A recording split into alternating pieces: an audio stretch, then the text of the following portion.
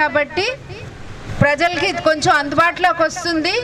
ఏదైతే మన దేశ ప్రజానీకం ఇప్పటికి 40 కోట్ల మంది ఎల్ఐసికి పాలసీదారులు ఉన్నారు, ఇంకా పెంచాలి, అందరికీ ఇన్సూరెన్స్ అందుబాటులోకి రావాలనేది all India insurance employees association నమ్ముతోంది.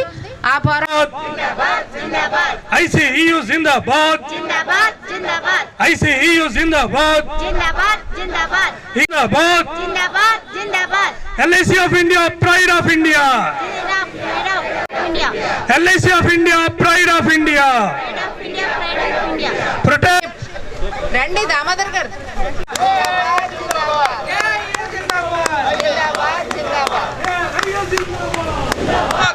Insurance corporation employees union Visakhapatnam division తలపెట్టిన ఈ కార్యక్రమానికి వచ్చేసిన అందరికీ స్వాగతం.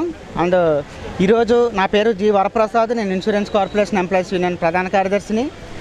అలాగే ఈ కార్యక్రమానికి మా ఎల్ఐసిలో ఉన్న సోదర సంఘాల నాయకులు వచ్చారు. SC/ST welfare association comrade Ganapathiram general secretary, OBC welfare association general secretary comrade Harinath, అలాగే class 1 officers association general secretary comrade Satyambabu గారు, అలాగే development officers association NFI-WI general secretary D Ravikumar గారు, అలాగే ఇక్రియా ప్రధాన కార్యదర్శి కామ్రేడ్ BB గణేష్ గారు.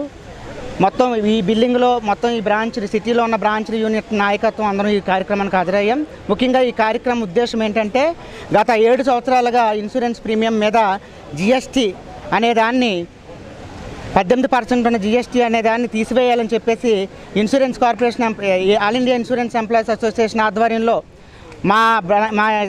మా సెక్టర్లో ఉన్న మిగతా associations, agents, class 1, class 2, class 3, 4, SC/ST, OBC అన్ని సంఘాల ఆధ్వర్యంలో 7 సంవత్సరాల నుంచి అంతకుముందు సర్వీస్ ట్యాక్స్ ఏదైతే ఉందో ఆ సర్వీస్ ట్యాక్స్ కూడా ఇన్సూరెన్స్ ప్రీమియం మీద ఉండకూడదని చెప్పేసి గత 2 దశాబ్దాలుగా మేము పోరాటం చేస్తున్నాం.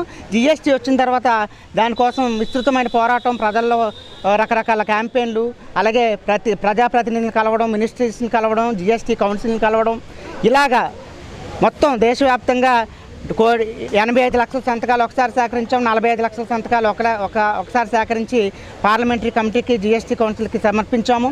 అలాగే ఉత్తరాంధ్రలో ఉన్న ఎంపీస్ని మొత్తం 8 మంది ఎంపీలు ఎవరైతే ఉన్నారో వాళ్ళందరినీ మేము కలిసాం. మన ఏవియేషన్ మినిస్టర్ గారిని రామ్మోహన్ గారు కలిసాం.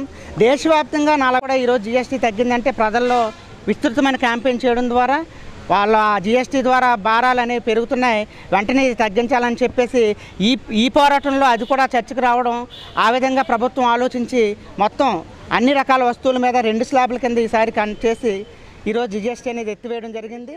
సో